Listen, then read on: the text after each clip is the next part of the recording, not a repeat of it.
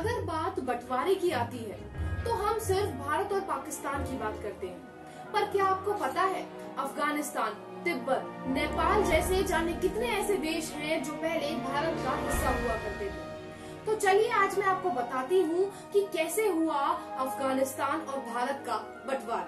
नमस्कार, स्वागत है आपका पोस्टबुल न्यूज इन मीडिया में और आपके साथ मैं हूँ कविता जोशी। भारत के आजादी के किस्से तो हम सब ने ही सुने हैं, फिर चाहे वो भारत पाकिस्तान के हों या फिर भारत अफगानिस्तान के। एक समय तब था जब भारत की सीमाएं अफगानिस्तान के पार जाकर इराक को छूती थी। साल 1990 में अफगानिस्तान में राजा जयपाल का शासन हुआ करता था। वो एक हुंडी राजा थे, लेकिन मुसलमानों ने उन पर हमले करके उनको सत्ता से बाहर कर दिया और धीरे धीरे अफगानिस्तान भारतवर्ष के नक्शे से बाहर चला गया। आज तक किसी भी इतिहास की पुस्तक में इस बात का उल्लेख नहीं मिलता कि पिछले 2500 सालों में हिंदुस्तान पर जो अटैक हुआ उनमें किसी भी आक्रमणकारी ने अफगानिस्तान, म्यांमार, श्रीलंका, नेपाल, तिब्बत, भूटान, पाकिस्तान, मालदीव या बांग्लादेश पर आक्रमण किया गया। भारत पाकिस्तान के इतिहास के बारे में सभी जानते हैं, पर बाकी देशों के इतिहास की चर्चा कभी नहीं होती। तो चलिए आज जानते हैं भारत और अफगानिस्तान के बंटवारे की कहानी के बारे में। अफगानिस्तान की पहचान इन दिनों आतंकवाद और तालिबान से होती है, लेकिन एक वक्त था जब अफगानिस्तान की पहचान एक हिंदू राष्ट्र के तौर पर होती थी।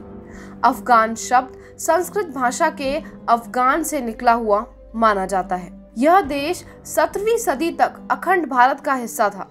एक वक्त यहाँ बौद्ध धर्म फला फूला और अब इसकी पहचान एक इस्लामिक राष्ट्र के रूप में है।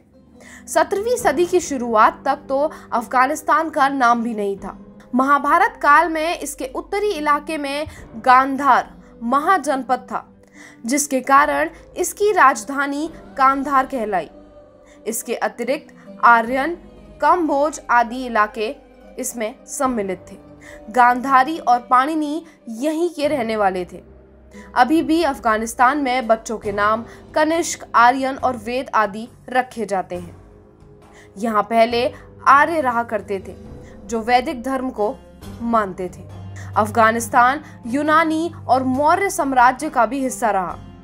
बौद्ध धर्म जब यहाँ पहुंचा तो यह स्थान उनका गढ़ बन गया। आपको ध्यान होगा कि बमियान घाटी में 2001 में तालिबान ने बुद्ध की जो प्रतिमा तोड़ी थी वह दुनिया की सबसे बड़ी बुद्ध प्रतिमा थी। अभी भी वहां स्तूपों, मंदिरों और मूर्तियों के अवशेष मिल जाते हैं। मोहम्मद गजनी ने अफगानिस्तान की सभ्यता को बर्बाद किया और तलवार के बल पर धर्म परिवर्तन कराया। इन दिनों वहां रहने वाले सिख और हिंदू बेहद परेशान हैं।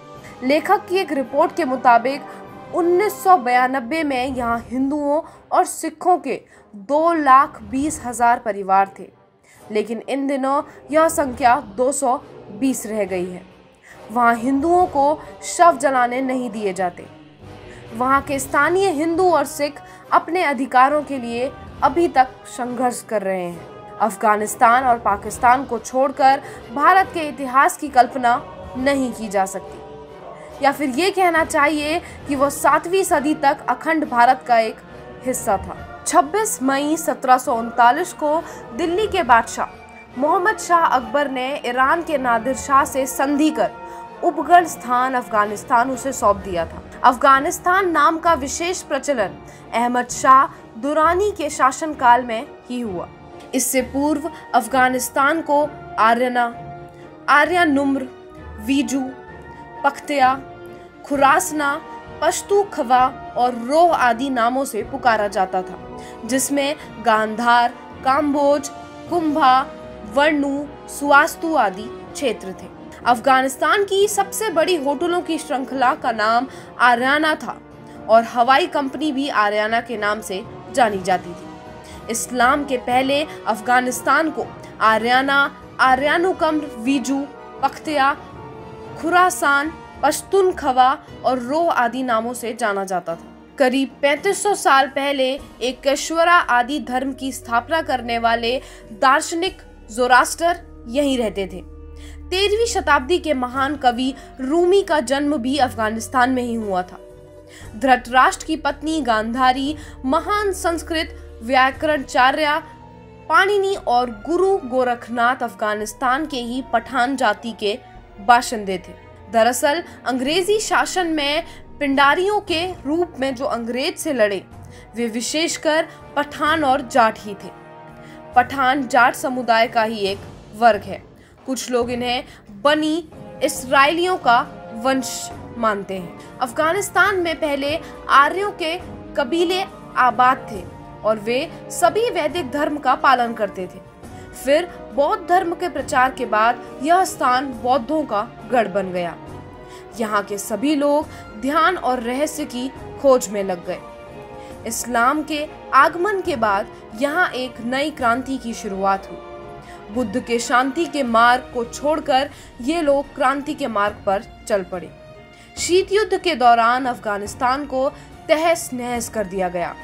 यहाँ की संस्कृति और प्राचीन धर्म के चिन्ह मिटा दिए गए और इस तरह से हुआ भारत और अफगानिस्तान का बंटवारा। तो ये तो बात थी अफगानिस्तान और भारत के बंटवारे की। अब हमारी अगली वीडियो में हम आपको बताएंगे कि पाकिस्तान और भारत का बंटवारा कैसे हुआ। तब तक के लिए आप जुड़े रहिए पोस्टफुल न्यूज एंड मीडिया के साथ। अगर आप ये वीडियो फेसबुक पर देख रहे हैं तो हमारे फेसबुक पेज को लाइक कीजिए और अगर आप ये वीडियो यूट्यूब पर देख रहे हैं तो हमारे चैनल पोस्टफुल न्यूज एंड मीडिया को सब्सक्राइब करें और साथ ही बेल आइकन भी दबा दें ताकि कोई भी ऐसा वीडियो आगे अपडेट हो तो उसका सबसे पहला नोटिफिकेशन आपके पास आ जाए। Thank you.